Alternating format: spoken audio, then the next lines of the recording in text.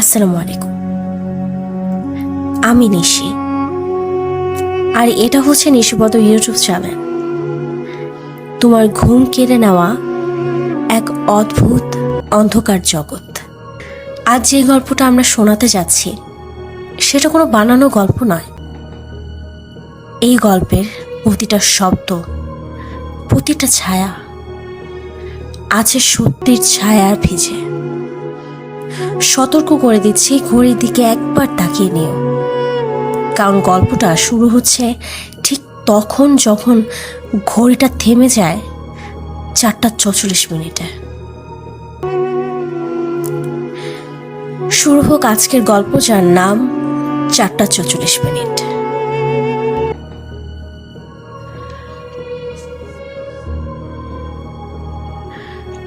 বুধবারের সন্ধ্যা। কলকাতা শহরগুলিতে ছড়িয়ে থাকা ব্যস্ত জীবনের ভিড়ে কোথাও একটা সময়ে থেমে গিয়েছিল ঠিক 4:44। অরণ্য শহরের সাধারণ কর্পোরেট কর্মী, খুব বেশি কিছুতে বিশ্বাস করত না। ভূত, ভাগ্য বা ভবিষ্যৎ তার কাছে সবকিছু ছিল কাকতালীয়। কিন্তু সেদিন একটা অদ্ভুত ঘটনার মধ্য দিয়ে তার বিশ্বাসের ভিতটাই নড়ে গিয়েছিল।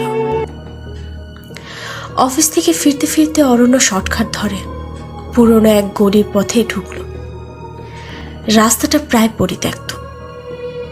এক পাশে একটা ভগ্নপ্রায় বাড়ি, ছাদের অর্ধেক ভেঙে পড়ে আছে, জানালাগুলো কাচবিহীন, যেন শতাব্দী ধরে কেউ দেখেনি। সবার মুখে মুখে শোনা ওখানে একটা মেয়ে মারা গিয়েছিল আগুনে পুড়ে, এখন নাকি ওর আত্মা ঘুরে বেড়ায়। অরুণা হাসে, ভূত আবার আছে নাকি। নিজের ফোনটা বের করে সোশ্যাল মিডিয়াতে স্ক্রল চালু করল, কিন্তু হঠাৎ ঘড়ির স্ক্রিনের সময়টা যেন থেমে গেল। 4:44। আর নেটওয়ার্ক পুরোপুরি উধাও। চারপাশ নিস্তব্ধতা, এমনকি নিজের নিঃশ্বাসটাও যেন কানে আসে না। সেই মুহূর্তে তার পেছনে এক শিশুর কণ্ঠস্বর শুনল, মামা, ভুল করে ফেলেছেন। ধীরে ধীরে ঘুরল অরণ্য। পেছনে দাঁড়িয়ে আছে একটা 10-12 বছরের মেয়ে।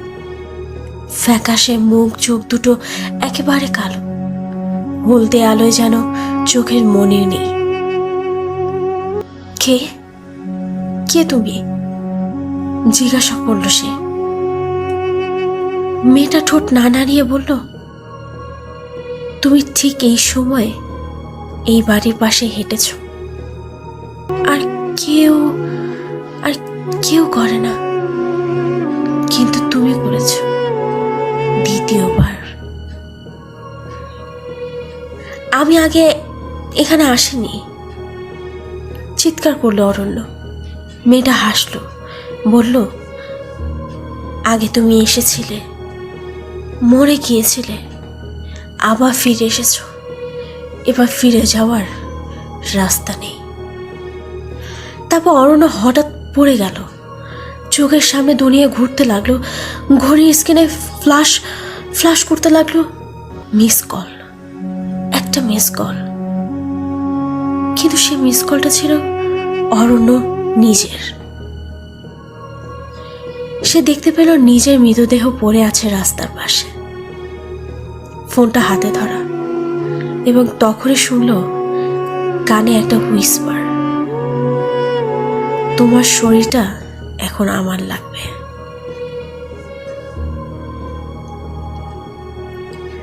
পরদিন সকালে অরণ্য নিজেকে আবিষ্কার করলো হাসপাতালে এক বেডে। ডাক্তার বলল সে রাস্তার ধারে অজ্ঞান অবস্থায় পড়েছিল। সে চোখ মেলে দেখতে পেল তার ফোনে কল এসেছে মাঝরাতে। কলার আইডি অরণ্যর, আর টাইমটা হচ্ছে 4:44। পুলিশও অবাক। অর্ণ যে রাস্তার পাশে অজ্ঞান হয়েছিল, সে বাড়ির পাশে ঠিক 1 বছর আগে একই নামে একই যুবক অ্যাক্সিডেন্ট করে মারা গিয়েছিল। ছবি দেখে জিজ্ঞাসা করা হলে সে স্তব্ধ হয়ে গেল। ছবিটা তার নিজেরই ছিল। অরণ্য বুঝল তার শরীরের মধ্যে কেউ ঢুকেছে।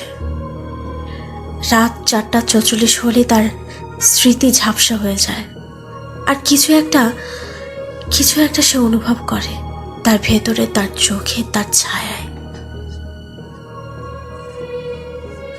এক রাতে সে হঠাৎ ঘুম ভেঙে দেখে সে দাঁড়িয়ে আছে সেই বাড়িটার সামনে, আর সামনে দাঁড়িয়ে সেই ছোট্ট মেয়েটি। এবার সে বলল, এবার তোর পালা, আর আমি হব মুক্ত। ছোট মেয়েটার শরীর থরথর করে কাঁপতে লাগলো। তারপর তার গলা থেকে বেরিয়ে এলো এক ভয়ঙ্কর বয়স্ক এক নারীর কণ্ঠ। তুই আমায় মেরে শরীর দখল করেছিলি, এখন আমি ফিরেছি তোর শরীর দখল করতে।